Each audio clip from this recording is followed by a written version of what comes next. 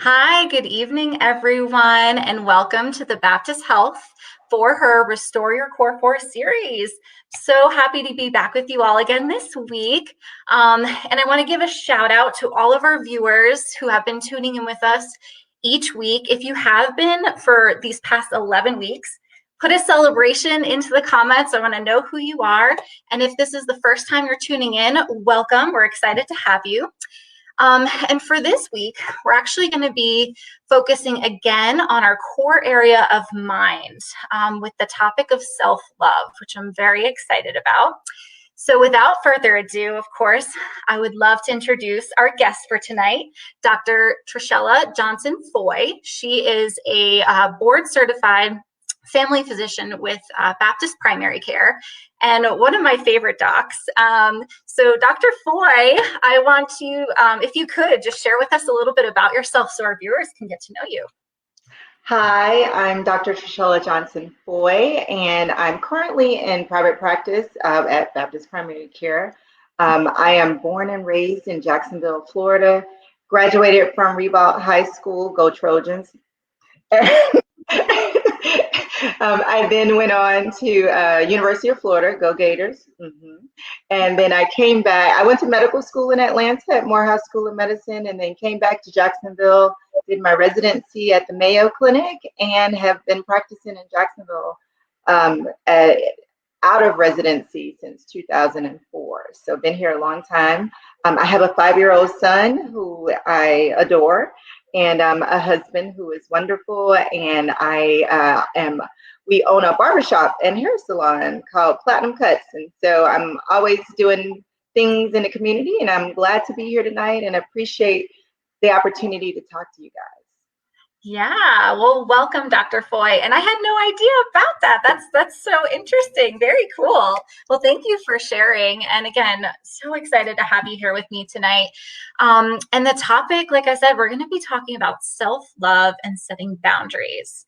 So just before we really get into our conversation tonight, how important is self-love to you? Well, to me, it's extremely important.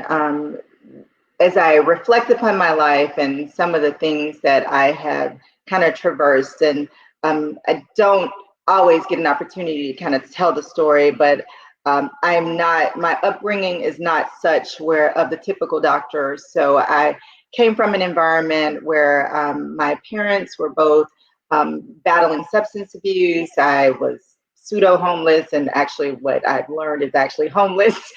Just kind of bounced around from place to place, and got to a point when I was very young where I did not feel loved and felt like I was just this little speck of a person in this broad spectrum of a world. And it was through those moments that it became important for me to kind of think about my purpose and think about who I was. And so I was very introspective. And it was during those times of feeling completely unloved that I tapped into two things. One, God's love for me. And then that translated into what needed to be my love for myself.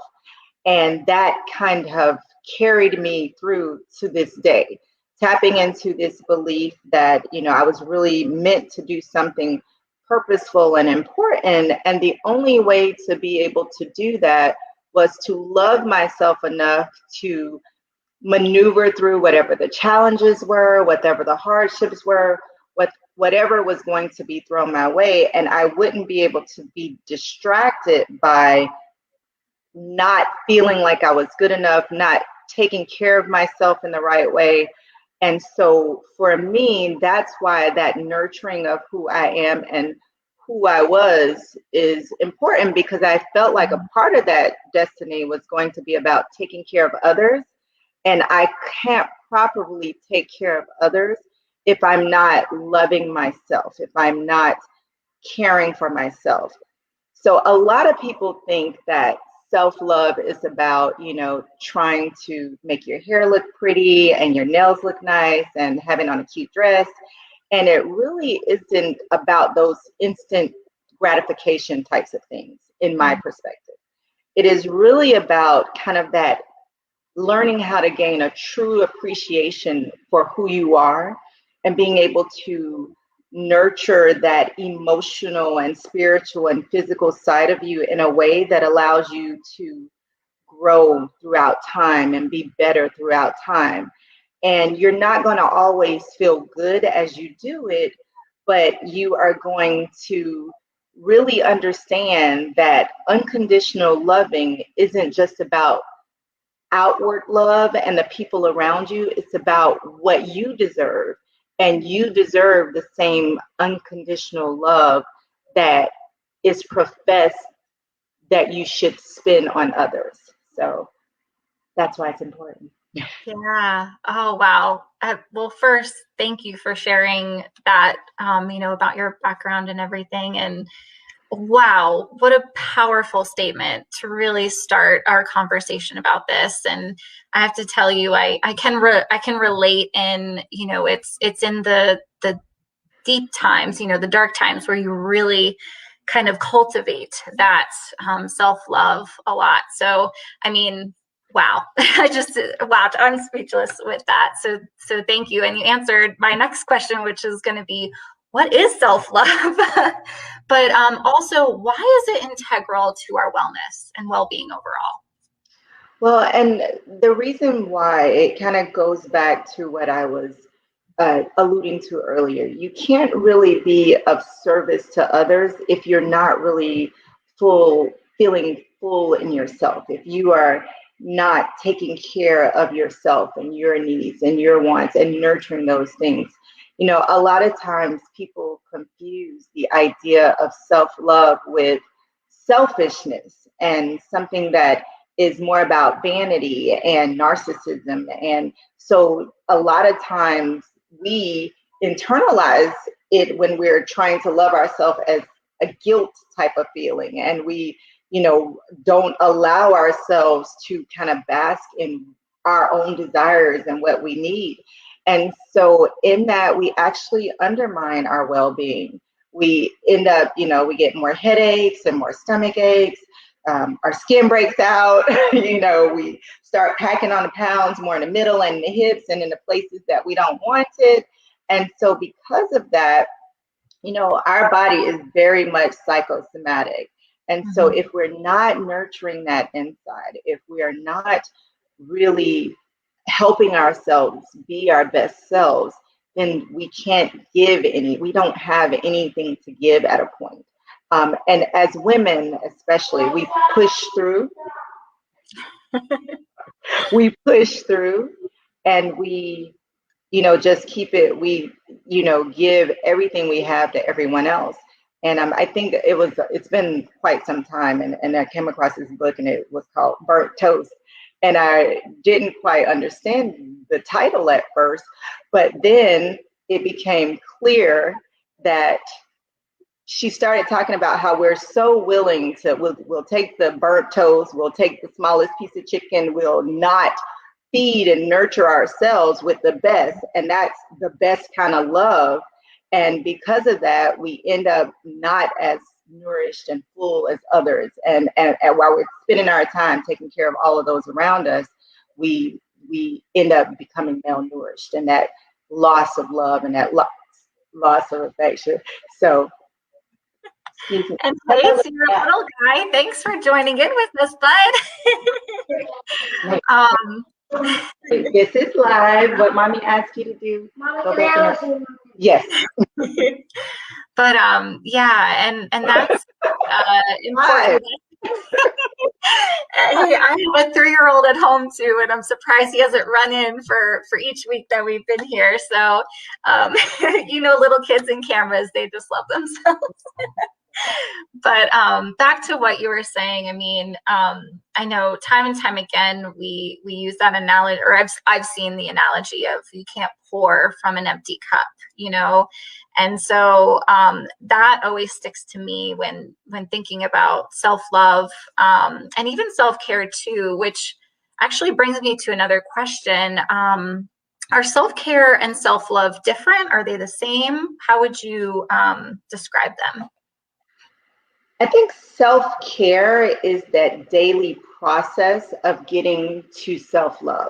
Self-love is a journey. It's not Mhm. something that is stagnant and linear. It is the journey you take throughout your life, that nurturing that builds you. The same way it takes time for you to love and nurture the people around you, to show them and convince them and really stay committed to it. It's daily acts.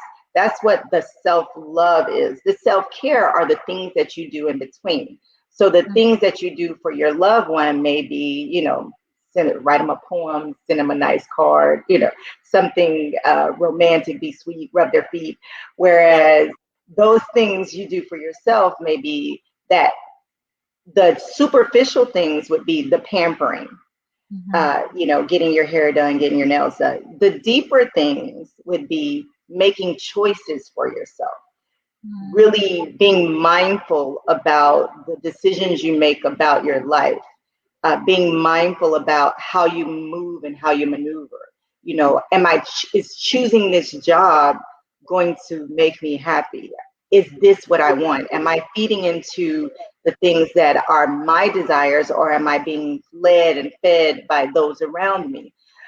Making sure that there's a constant time for you to reflect. So whether it's journaling or meditation, things that are going to allow you to really kind of master yourself and practice that mastering of self, as opposed to just that those instant gratification things that are going to Mhm. be fleeting and temporal. Because if you're not consistent with it, if you go and get your hair done because that's what you think self-care is about, but what you really want to do is lay down and take a nap, then you're not going to feel good when it's over. So you want to tap into the things that you really want. Allow yourself to be fed by what your own desires are, and not what you think it means to take care of you in the context of other people's eyes. And so for moving forward and a part of that journey, that's that journey of self-love is really discovering those things that make you happy, discovering what self-care is to you, and how you really should be taking care of yourself. Yeah, and I love that you said that, and actually reminds me of, are you familiar with Brene Brown? I believe so. Yeah, she's done a lot of research. She's pretty famous, and she has a couple books. But one of her books is Wholehearted Living, and that was the main lesson. And I took that, like really to heart. I was like, to live wholeheartedly, you need to listen to yourself and do the things that you need at that time. So if you need a nap, go take a nap. Yeah. The dishes and the laundry can wait. So I really appreciate that. Yeah, you saying that, and that lesson kind of ties that together for me. So that's great. So we do have a question actually from one of our viewers. So Angela, thanks so much for tuning in. So she asked, I know that stress eating is bad, but how can I break that habit? What would you say to Angela? Well, hi, Angela. Thank you for asking that question. And that's something that a lot of us struggle with. I'll raise my hand. That's one of those things where you're trying to decipher self-care, because sometimes eating what you want feels like self-care, when actually it's one of those things that may be more self-destructive. So in that mindfulness about how is this feeding me, right? Not in the literal sense, but in the sense of, is this going to be long-term good for me? Is this going to be something that I want? And this is where self-care isn't always fun. This is where self-care sometimes is about a discipline that gets you to your bigger goals of loving yourself and caring for yourself. And that's being intentional about the decisions you make and what you put in your body, and what you decide to eat. Now, if stress eating is the issue, then there are ways to still do that without it being destructive. So if you make sure that the things you choose when you're stress eating are things that are not going to be as fatty or sugary, and kind of balance it with that, then that is a way to still feel nourished and feel like you are satisfying yourself and not depriving yourself, but doing it in a way where it's wholesome. So nuts, fruit, things of that nature, as opposed to chips and cookies and cakes and pies. So yes, we're still, eating some, but it's not going to be overly detrimental.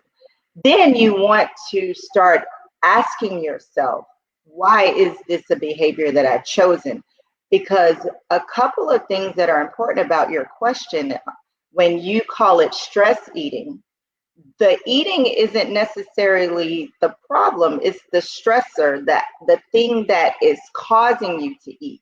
And so investigating that, taking the time to really delve into that, is what is going to get you down that lane of self-care, because then you eat what you want because you want to, but the stress part of it will be set aside. So tending to that in more intentional ways, whether it's counseling, whether it's journaling, but attacking that problem, that stressor head on, is going to be the way to avoid the stress eating. That's where the mastery of self comes into play. Knowing the why behind your actions, knowing what the intention is behind it. That is what's going to help propel you forward. Just came up with that. I love it. And I think that speaks to so many different things, not just stress eating, but it's what is that thing that's actually triggering us to do that behavior, right? It's stress in Angela's situation. And a lot of times that's it, right? I mean, but yeah, that speaks to me. And I hope to our viewers too. But yeah, I think that's getting to the core of it all, right? Yes. Yeah. So you mentioned too about I'm trying to think what exactly that you said. Can't remember, but I want to sort of segue into that boundaries aspect of it, because I think that's so important. And for my personal discovery to my own self-love was that boundaries aspect of it. So how does setting boundaries cultivate self-love? So when we think about boundaries and we think about uh, being able to kind of put our needs first, or at least really affirm what our needs are, and trying to make decisions that support that, is very difficult for us, because we're trained earlier on that you share and you do for others, and those are wonderful tenets. But in that, we forget to teach people and to teach them how that it's as important to care for themselves.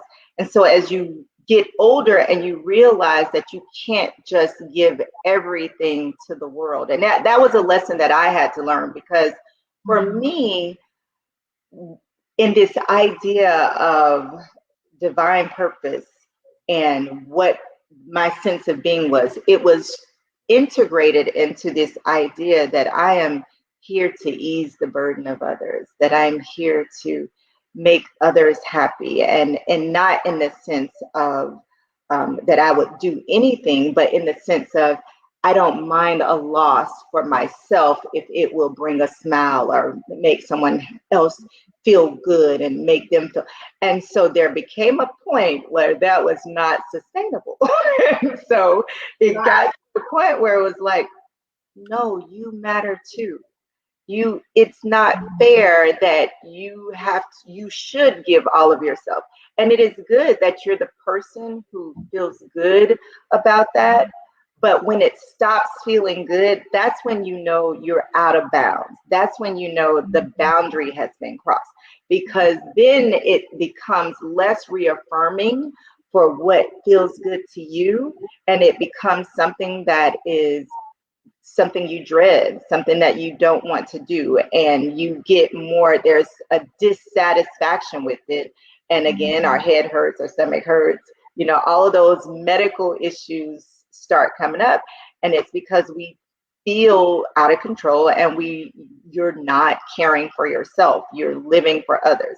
So when you set boundaries, which doesn't mean you just don't do stuff for people, you just make sure that it's what your desires are, that it is what makes you happy, what viscerally is going to feed your spirit and your soul. And if there's a little bit of selfishness in that, I think that's the wrong word. I think that it's self-care, like we are trying to teach, that it is about being able to satisfy your own needs and love your own self unconditionally enough to know when you have gotten to your end or gotten to a point where you need to make decisions that are going to be in your best interest, which may mean that you can't take Aunt Sue to the grocery store today because your head is about to explode and you're tired and you can't function and you need to lay down.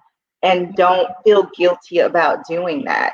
And that's where you have to say, and like I said, sometimes self-care doesn't feel good, but you'll learn after you wake up from that nice nap, or after you have had actual 8 hours of sleep, or after have your mind is clear and you're able to really be of service to yourself and to others, then you'll know that that boundary was important and that you did the right thing.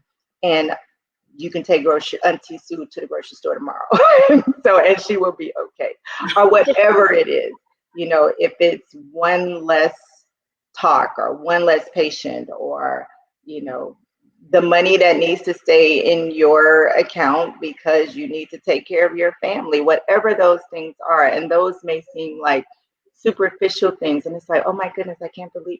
No, there are moments when you just have to learn how to say no and be okay with it. And then how a person receives that is, something that they might have to deal with. It is not your responsibility to make people feel comfortable and good about the decisions that you make for yourself, for your own loving of you and your own care. So Yeah, no, that again speaks to me a lot. And I almost feel like the way I guess my brain interprets things, I always like to kind of put analogy with stuff, because it makes you remember. But I always think of, giving or, doing stuff for others as a gift, right?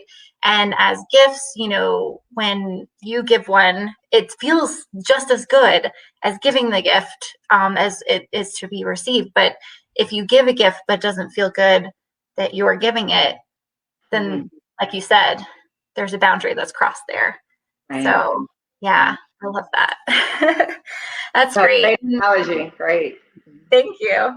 And actually, that was one of my questions is how do you know if your boundaries are being crossed, which you did explain that, but I'm curious if maybe you have another example that you could provide for us, or, I mean, you did provide a couple, but just maybe situationally, like I said, another example of boundary.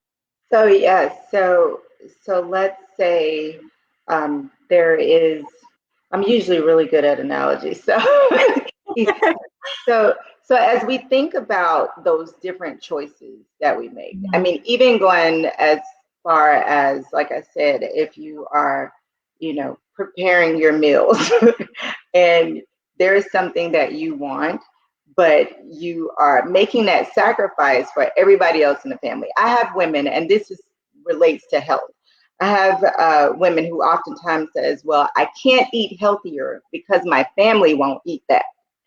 And so they're sacrificing their physical well-being and their actual health because of what they are allowing themselves to be guided by the needs of others.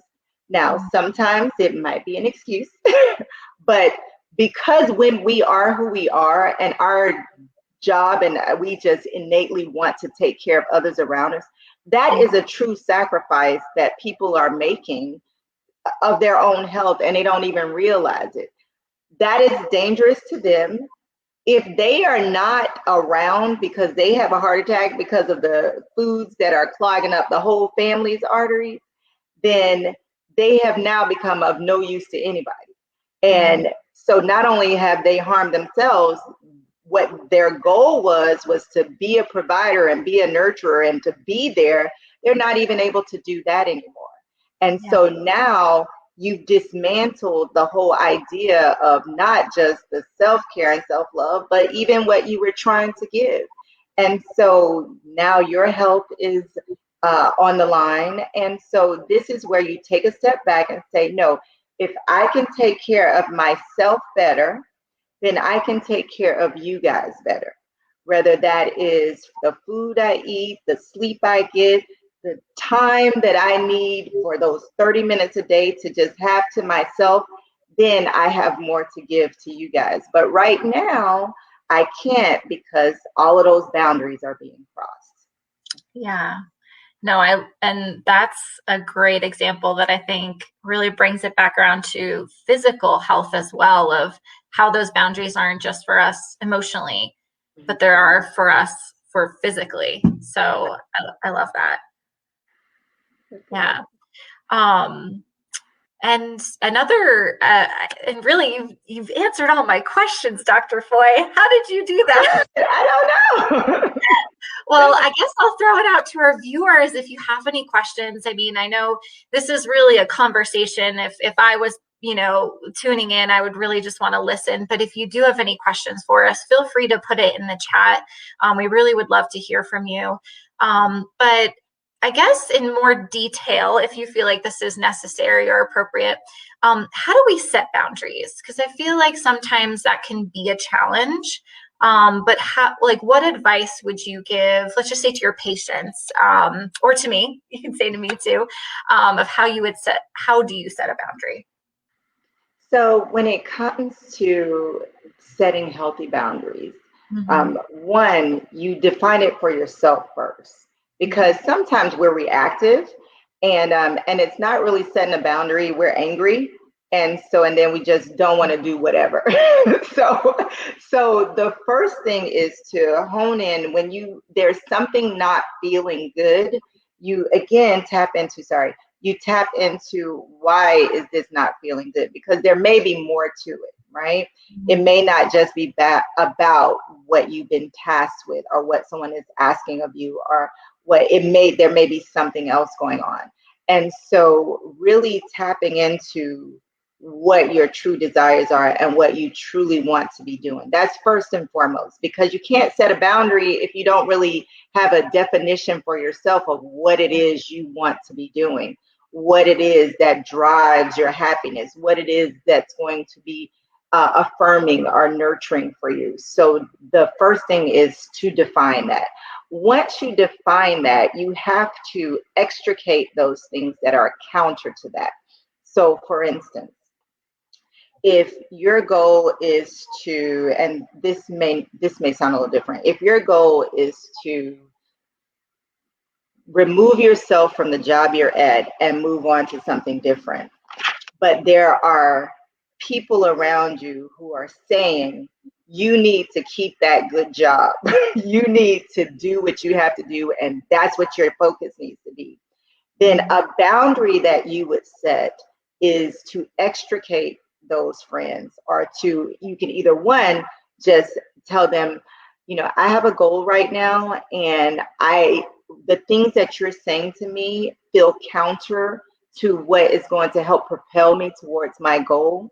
So I love you, but at this time, I think we shouldn't talk about what my career choice or change is, because right now it doesn't feel good for me to talk to you about it. But I love you, and we can talk about other things. Now, if that's not received well, then you know that person doesn't have the love of you as a priority. So then you may need to just extricate yourself or dismiss them in general, because what you don't want is to keep any toxic people, any toxic things around you. So the same way you'll get rid of the jelly donut, because it's not going to help anything good inside of you. It's the same way, you Yeah. know, cousin Shelly or whomever has been your best frenemy, you don't need them. You decide who are the people that are going to be in your life, that are going to be nurturing and nourishing for you and help edify you and help you move towards your goals. But if they are not doing that, that's a boundary you have to set. So hopefully that was a good example. I try to make it a little different and not as straightforward as Yeah. telling somebody no. It's about making decisions that are intentional, that move you towards the better you, and things or people that don't help that are the things you need to step outside of. Yeah. No, it totally makes sense. And I feel like brings it again back together. And in just so many different ways, because boundary setting are there's so many scenarios, and you can't think of them all, but also you have to think about the best way, to set that boundary, like you said, and identifying what do you need. Right. So I like that you bring that back. Awesome. Well, Dr. Foy, as we bring our conversation to a close, what is some of your last pearls of knowledge that you'd like to leave our viewers with today? So, just a couple of things that I think that are important. For so long, and it wasn't until really preparing for this that I realized that this was something that we were missing. We're trained so much about unconditional love, and I believe wholly in this concept and idea of unconditional love. But for so long, it's about what we project. So I would want every one of you who are here today to understand that you deserve that unconditional love that you give everyone else for yourself. Not that you should expect it from someone other than you. Give yourself that same unconditional loving, the flaws and all. Don't be mad at yourself for the things that you think are not perfect. Love every imperfection. Know that you are great and you are wonderful and you are flawed and it's still beautiful. And love yourself wholly and unconditionally. And so hopefully you can carry that with you in all that it's worth. And I thank you for letting me talk to you. I thank you for letting me share that with you. And Jean, I hope that was what you wanted. No, that was so above and beyond just what I could have even asked for. So thank you so much, Dr. Foy, for your time. And just want to thank all of our viewers for tuning in tonight, and to tune in again back in with me next week at 8 p.m. on Thursday for our last part of the series, where we'll be talking about finding calm in the storm. So I think that this conversation flows well into that. So be sure to like the For Her page and turn on those push notifications. But again, Dr. Foy, thank you so much for your time, and thank you, everyone. I hope you have a good evening. You're welcome. Thank you. Bye-bye.